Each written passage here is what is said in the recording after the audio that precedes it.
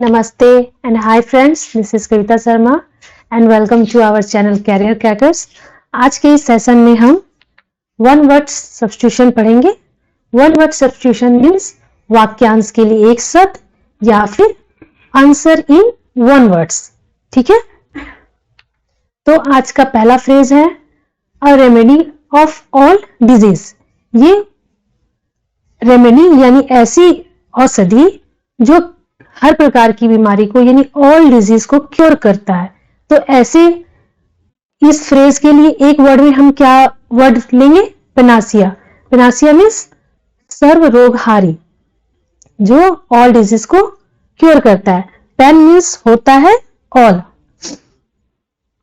ये pen means क्या होता है? ऑल। ठीक है, पेन मीन्स ऑल और ऐसे जब इसमें लग गया यानी कि डिजीज, जो ऑल डिजीज को क्योर करे उसे कहेंगे पेनासिया। ओके, तो इसका एग्जांपल हम लेते हैं। Technology is not panacea for all our problems. यानी टेक्नोलॉजी हमारे हर प्रॉब्लम को, जो ऑल प्रॉब्लम्स को सोल्यूशन नहीं करती है, हर प्रॉब्लम का सोल्यूशन नहीं करती है। अंडरस्टैंड? पेनासिया मीन्स क्या हो गया? A remedy of all disease। Okay, next पर हम आते हैं pyrophobia. Pyrophobia. Pyrophobia is one word substitution that means fear of fire. जिसे आग से डर लगे उसके लिए क्या है वर्ड? पायरोफोबिया, आग से डरना। ओके, ठीक है।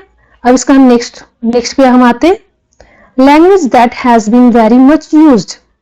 जो लैंग्वेज, जो कंसेप्ट, जो आइडिया बहुत ज्यादा यूज होती है उसे वन वर्ड में क्या कहेंगे? हैकनीड। उसे वन वर्ड में हैकनीड कहते हैं। दैट मीन्स घिसा पिटा होना, मामूली होना। ओके, इसको अब हम क्लियर करते हैं एग्जांपल से। The plot of the film is just a hackneyed boy meets girl scenario. Film में सिनेरियो, कौन सा सिनेरियो? हैकनीड है, घिसा पिटा है। बॉय का गर्ल से मिलना, गर्ल का बॉय से मिलना। ये जो प्लॉट है, ये जो दृश्य है, ये फिल्मों में बहुत ज्यादा दर्शाए जाते हैं। तो इस तरह के कंसेप्ट या जो लैंग्वेज है, तो उसको जब हम शो करते हैं उसको कहेंगे hackneyed. Okay, hackneyed means understand. Next पे अब हम आते हैं an involuntary action under a stimulus is described as। एक इनवॉलेंट्री एक्शन मीन्स क्या होता है? इसको क्लियर करते हैं कि अनैच्छिक क्रिया, यानी जिसमें आपकी इच्छा नहीं हुई, जिस कार्य को करने में आपकी इच्छा नहीं हुई बट वो कार्य आपसे हो गया। ठीक है, तो उसे ही कहते हैं रिफ्लेक्स, पलटा हुआ। यानी कि आपने चाहा नहीं कि मैं वो एक्शन करूं, लेकिन आपसे वो सडनली हो गया। आपने माइंड में उसके लिए सोचा नहीं, बाय मसल्स आपसे वो कार्य एक्शन हो गया। तो इसको हम क्लियर करते हैं। I am sorry I punched him, it was a reflex action या रिस्पॉन्स। कि मैंने उसे मार दिया, मैंने उसे मारा, रिफ्लेक्स एक्शन, पलट कर मारा, बट मैंने ऐसा चाहा नहीं था। आई पंच्ड हिम, इसके लिए उसने क्या किया? सॉरी फील किया। Okay, clear it. अब हम नेक्स्ट पर आते हैं tit for tat in words. जैसे को तैसा। आप वर्ड्स में जवाब देते हो, जवाब करारा जवाब देना, तो उसको कहते हैं रिटॉर्ट। अब आपके सामने कोई बंदा है, आपसे वेल बिहेव कर रहा है, तो आप उसके साथ भी वेल बिहेव करोगे। अगर कोई आपके साथ झगड़ा कर रहा है तो आप उससे झगड़ा ही करोगे। ठीक है, तो इस तरह के बिहेवियर को कहते हैं टिट फॉर टॉट, या वन वर्ड में कहेंगे रिटॉर्ट करना, करारा जवाब देना। Let's understand with example. She open her mouth to retort but she stopped. वह अपना मुंह खोली, यानी कि उसने करारा जवाब देना चाहा, बट सी स्टॉप्ड, वह रुक गई, उसने करारा जवाब नहीं दिया। ओके, अब नेक्स्ट पे आते हैं रिप्रोड्यूसिंग और मेमोराइजिंग वर्ड फॉर वर्ड। जब हम किसी स्पीच को, किसी प्रोज को या किसी पोयम को शब्द से याद कर लेते हैं और उसको रिसाइटेड कर देते हैं यानी सुना देते हैं, तो उसको हम एक वर्ड में क्या कहेंगे, वन वर्ड सब्स्टिट्यूशन में कहेंगे वर्बेटिम, शब्द सा यानी शब्द सा सुना देना। Let's understand, she recited the speech verbatim, उसने स्पीच को शब्द सा सुना दिया था। ठीक है, अंडरस्टैंड। अ लाइट, नेक्स्ट है a light shoe made of strong cloth with a sole made of rope. अब किसी आप दुकानदार के पास जाओगे तो आप इस फ्रेज को जब पूरा कहने में तो आपको अच्छा फील नहीं होगा, मतलब आप उसे समझाना चाहोगे, बट आप इस फ्रेज के बदले आपको पता है कि एस्पाड्रिल एक ऐसा शू जो स्ट्रॉन्ग क्लोथ से बना होता है और उसका सोल किससे बना होता है, रोप से, उसको क्या कहते हैं, एस्पाड्रिल शूज। ये बहुत लाइट वेटेड होता है, बहुत कंफर्ट होता है। ओके, तो एस्पाड्रिल शू मीन्स हो गया जो शू लाइट वेटेड हो। अब इसको हम एग्जांपल से क्लियर करते हैं। Espadrilles are the perfect summer shoe for the perfect summer day. Espadrille shoes summer shoe होते हैं जो कि समर डेज के लिए बिल्कुल परफेक्ट होते हैं। Okay, understand. नेक्स्ट अब इस पे आते हैं। The man who is womanish in his habits, जो पुरुष अपनी उनकी आदतें औरतों जैसी होती है, वो पुरुष जिनकी आदतें औरतों जैसी होती है, उनके लिए वन वर्ड में आएगा एफिमिनेट वर्ड। एफिमिनेट मीन्स जिसकी हरकतें आदतें कैसी हो, स्त्रीवत हो, effeminate. Okay, let's understand with example. he got sorry एक मिनट,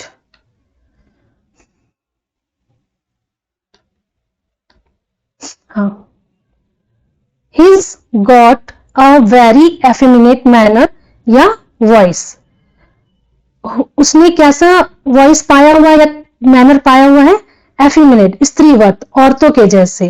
ओके, जिस पुरुष की आदतें स्त्रियों जैसी होती है उसके लिए एफिमिनेट वर्ड आया। Let's understand.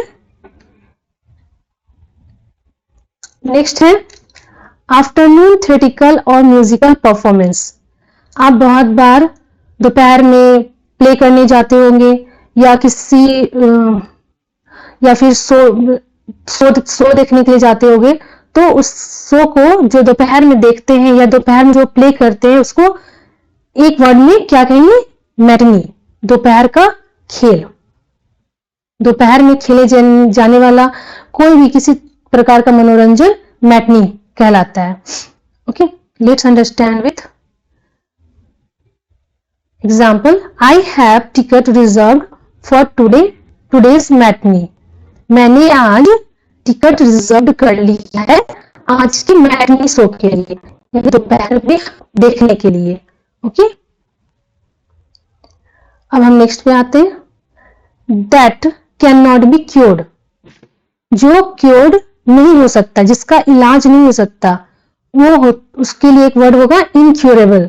ला इलाज, जिसका इलाज नहीं किया जा सकता, उसे इलाज, उसका ट्रीटमेंट नहीं किया जा सकता, उसको ठीक नहीं, जिसको ठीक नहीं किया जा सकता, ऐसी बीमारी को ठीक नहीं किया जा सकता है, उसे कहेंगे इनक्यूरेबल। ओके, इसके लिए एग्जाम्पल है, the doctor says that his eyesight is quite incurable. Doctor ने कहा कि उसकी आईसाइट अब इनक्यूरेबल है, अब ठीक नहीं हो सकती है। ओके, इनक्यूरेबल मीन्स आपको समझ में आ गया। नेक्स्ट है cast off the skin of the snake. Cast off the skin of the snake means slough, जिसे कहते हैं कैचुली, यानी कि स्किन का झड़ना। स्लॉग मीन्स स्किन का झड़ना, पुरानी स्किन का झड़ जाना।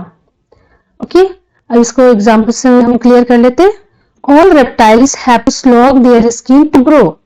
अब रेप्टाइल्स पुरानी स्किन को जब छोड़ते हैं, जैसे आप स्नेक के बारे में जानते हो कि स्नेक अपनी पुरानी केचुली को छोड़ करके छोड़ देते हैं तो फिर उनकी नई स्किन का ग्रो होना स्टार्ट होता है। उसी तरह ह्यूमंस में भी होते हैं, उनकी सेल्स हमेशा डेड सेल्स झड़ती रहती है और नई सेल्स ग्रो होती रहती है।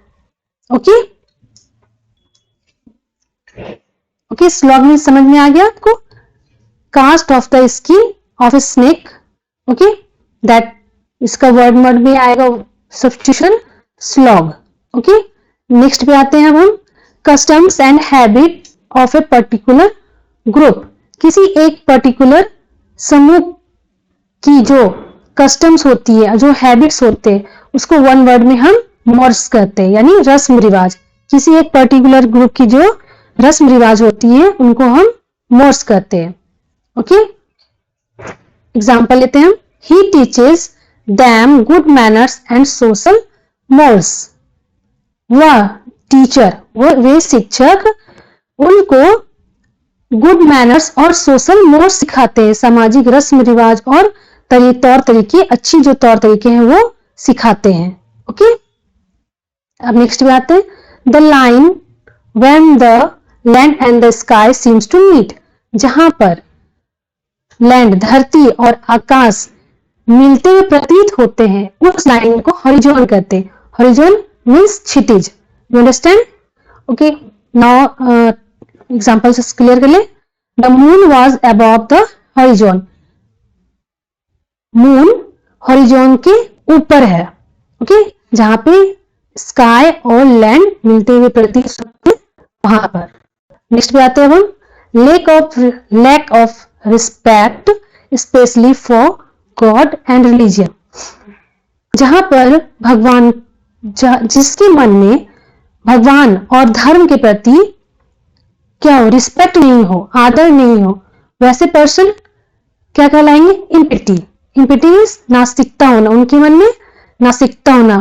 Okay, the church accused him of impiety and had all his writings burned. Church ने आरोप लगाया उसकी नास्तिक उसके व्यवहार, उसके विचार के नास्तिक होने का, और उसकी सारी कर दिया। ठीक है, नेक्स्ट है masculine women. Masculine women means होता है अमेजोन। जो वुमेन बहुत शक्तिशाली होती है उनके लिए वर्ड है। ठीक है, अमेजोन वुमेन यानी जो बहुत शक्तिशाली वुमेन्स होती है उनके लिए। एग्जांपल लेते हैं, coming out of the jungle in a fit of rage the Amazon woman shoot her enemy. जो अमेजोन वुमन है वो जंगल से बाहर निकली बिल्कुल गुस्से में, और उसने अपने एनिमी को क्या किया? मार गिराया। अंडरस्टैंड? नेक्स्ट है, one who goes to settle in another country. जो व्यक्ति अपने देश को त्याग कर, छोड़कर किसी और दूसरी कंट्री में जाकर बस जाते हैं, प्रवास ले लेते हैं, उसके लिए वर्ड होगा वन वर्ड में एमिग्रेंट। एमिग्रेंट मीन्स उत्प्रवासी, देश त्यागी। जो देश को त्यागने वाले होते हैं उसे कहते हैं emigrant. Okay, understand with example, His grandfather was an emigrant from Scotland. उसके दादाजी स्कॉटलैंड से देश त्याग कर, मतलब स्कॉटलैंड को छोड़ करके कहीं और के प्रवासी बन गए। एमिग्रेंट मीन्स उत्प्रवासी या देश त्यागी बन गए। अंडरस्टैंड? नेक्स्ट पे आते हैं, the person who compiles a dictionary, that means lexicographer. जो कोश विज्ञानकार होते हैं या कोशकार होते हैं उनको कहते हैं लेक्सिकोग्राफर। ओके, जो उनकी स्टडी करते हैं, उस पे शोध करते हैं, यानी कि डिक्शनरी पे जो शोध करते हैं, डिक्शनरी के बारे में जो स्टडी करते हैं, उनको कहते हैं लेक्सिकोग्राफर। अंडरस्टैंड? नेक्स्ट पे आते हैं, one who believes in no government and therefore institutes disorder in a state. जो व्यक्ति किसी भी सरकार को नहीं मानते हैं, वो अराजकता में विश्वास करते हैं, वो क्या कहलाते हैं? अनार्चिस्ट या अराजकतावादी। ठीक है, जो किसी भी गवर्नमेंट के रूल को, गवर्नमेंट के कोई भी सिस्टम को ना माने और डिसऑर्डर्स को फैलाए, ठीक है, उसके लिए आता है वर्ड अनार्चिस्ट, अराजकतावादी। ओके, अब एग्जांपल लेते हैं। As an anarchist Jim is always pointing out the flaws of the government. जैसा कि जिम एक अराजकतावादी है, इसीलिए वो हमेशा क्या कहता है, गवर्नमेंट के फ्लॉज, जो रूल्स रेगुलेशन है, उसको पॉइंटिंग आउट करता है, उसकी हमेशा बुराई करता है। ओके, अब नेक्स्ट पे आते हैं हम। Government by a ruler who has unlimited power. एक गवर्नमेंट रूलर होने के कारण जो बहुत पावरफुल है, पर वो तानाशाह है, उसकी जो पावर है वो तानाशाही है, वो सिर्फ अपनी सुनता और अपनी करता, वो किसी भी जनता की नहीं सुनता है और नहीं उनकी मानता है, तो उसे कन्नड़ में कहेंगे डिस्पोटिज्म, यानी तानाशाही। ओके, इसका एग्जांपल लेते हैं। The only way to end despotism is by removing the ruthless king from the throne। सिर्फ तानाशाह को एक ही तरह से खत्म किया जा सकता है कि हम उस रथलेस किंग को उस ताज से, उस सिंहासन से हटा दें, तभी ये डिस्पोटिज्म समाप्त हो सकता है। ओके, अंडरस्टैंड कि डिस्पोटिज्म तानाशाही होता है। नेक्स्ट पे आते हैं हम। To remove the offensive portion of a book, यानी कि ऑफेंसिव पोर्शन, यानी कि जो पोर्शन जरूरी नहीं है बुक्स में, उसको हम रिमूव कर देते हैं, तो हटा देते हैं। दैट इज एक्सपोगेट, यानी संशोधन करना। हम जो अनयूजुअल है, जो जरूरी नहीं है लाइंस, उनको जब हम हटा देते हैं तो उसका होता है, उस बुक, उसको कहते हैं हम एक्सपोगेट, यानी संशोधन करना। अंडरस्टैंड? अब इसको एग्जांपल से क्लियर कर ले। He heavily expurgated the work in its second edition. उसने अपने वर्क का जो सेकेंड एडिशन में उसने अपने बहुत ही ज्यादा जो वर्क उसने किया था, जो लिखा था उसने बहुत ही ज्यादा एक्सपोगेट किया, उसको संशोधन किया, ठीक है, और एडिशन अपना निकाला। ओके, अब नेक्स्ट इज सैड पोयम। इस सैड पोयम को वन वर्ड में हम एलजी, यानी शोकगीत कहते हैं। शोकगीत या फिर आप कह लीजिए या शोकगीत, ठीक है। नेक्स्ट इसके एग्जांपल्स लेते हैं। When the princess died, one of her favourite song writer,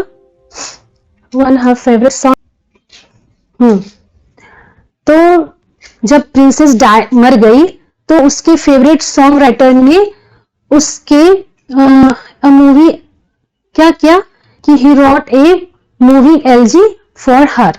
okay, एक शोक गीत या उदास गीत उस पर लिखा। Okay, understand? नेक्स्ट पे आते हैं। A place where aeroplanes are kept, जहां पर एरोप्लेन्स को रखा जाता है, उसे वन वर्ड में कहेंगे hangar. Okay, the need for 4 hours at an aeroplane hanger.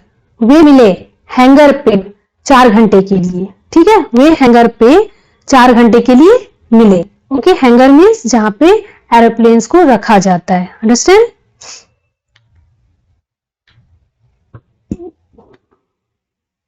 Next है an order requiring a person to attend court. उसको वन वर्ड में कहेंगे संपूर्णा, ठीक है, उपस्थिति पत्र या कहते हैं उसे। ओके, हाँ, an order requiring a person to attend court आपको समझ में आ गया। संपूर्णा यानी कि सम्मन जारी करना, उपस्थिति पत्र, ठीक है। अब इसको हम एग्जांपल से क्लियर कर लेते हैं। इफ यू इग्नोर द जजेस Sampurna to appear in court you will be arrested. अगर आप कोर्ट में अपीयर नहीं हुए तो आपको अरेस्ट कर लिया जाएगा, ठीक है, समझ में आ गया। नेक्स्ट पे आते हैं इनडिफरेंट टू प्लेजर और पेन, यानी कि प्लेजर खुशी और पेन दर्द से परे हो जाना, तो इसे कहते हैं एक वन वर्ड में स्टोइज्म, या फिर बहुत ही ज्यादा सहनशील हो जाना। स्टोइज्म वैरागी या सहनशील होना, ठीक है। तो understand with example, she showed great stoicism during her husband's final illness, जब उसके हस्बैंड बीमार थे तो उसने ग्रेट स्टोइज्म यानी बहुत ही ज्यादा सहनशीलता दिखाई जब उसके हस्बैंड बीमार थे। स्टोइज्म मतलब समझ में आ गया कि सहनशील होना या वैराग्य होना। अब ओके, नेक्स्ट पे आते हैं the pen of particular region, sorry the animals of particular region, किसी खास रीजन के एनिमल्स को हम क्या कहते हैं, फौना यानी जंतु समूह, फौना यानी जंतु समूह, ठीक है। The forest are rich in animals life and flora and fauna, okay. Next पे आते हैं someone who is 80 years old, जो कोई 80 साल के होते हैं उनके लिए वन वर्ड में हम कहेंगे ऑक्टोजेनेरियन, क्या कहेंगे, ऑक्टोजेनेरियन, ओके। 80 साल का बूढ़ा हो सकता है या बूढ़ी हो सकती है, तो उसे वन वर्ड में ऑक्टोजेनेरियन कहेंगे, ओके।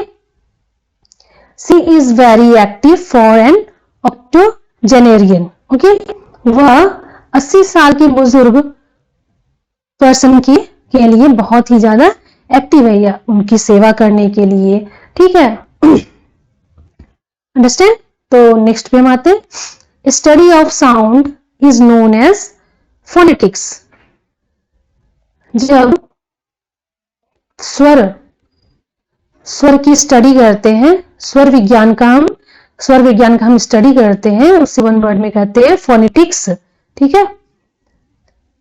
इसका एग्जांपल लेंगे हम, a list of phonetic symbols is given in the front of the dictionary, जो फोनेटिक सिंबल्स होते हैं वो डिक्शनरी के फ्रंट पेज में दिए होते हैं लिस्ट में, ओके। अब है next an instrument for measuring wind pressure, जो वायु दाब है उसको मापने के यंत्र को क्या कहते हैं, बैरोमीटर, बैरोमीटर वायु दाब मापी यंत्र, ओके। वन वर्ड में हम इसे कहेंगे वन बैरोमीटर, वायु दाब मापी। अब इसे एग्जांपल से क्लियर कर ले, the barometer has been study for 3 days now, यानी जो बैरोमीटर है वायु दाब मापी 3 दिन से अभी तक क्या बता रहा है, माप क्या बता रहा है, स्टडी, कि ज्यादा ऊपर नीचे वो माप नहीं बता रहा, वो फ्लो में चल रहा है, ठीक है। ज्यादा ऊपर नीचे माप नहीं हो रहा है, स्टडी है, आराम से चल रहा है, ओके। तो ये क्लियर हो गया। तो आज का सेशन हमारे यहीं तक रहा। Thanks for being in this session.